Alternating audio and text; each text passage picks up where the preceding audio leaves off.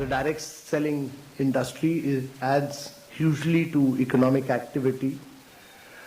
It is a major driver of India's growth, and that it provides the economic impetus to any more than anything else.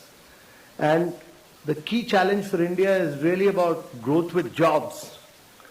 So if you are not able to create jobs, we'll be in deep problems. And therefore, jobs are very, very critical. We need to grow at 9 to 10% per annum for 3 decades or more to be able to create jobs for a very young population. We are passing through a window of demographic transition which rarely happens in history. Our population is very young. You know, the biggest social and economic transition that is taking place across the world is the fact that the population in Europe and America is getting older and older.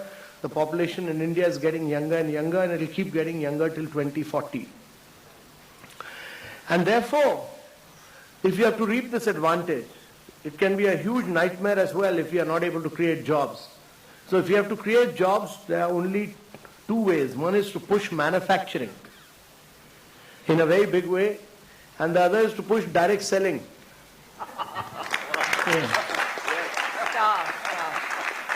So that many of you create jobs, you should also be able to do, you know, right now many of you don't do manufacturing in India. Amway has started doing manufacturing in India, I know.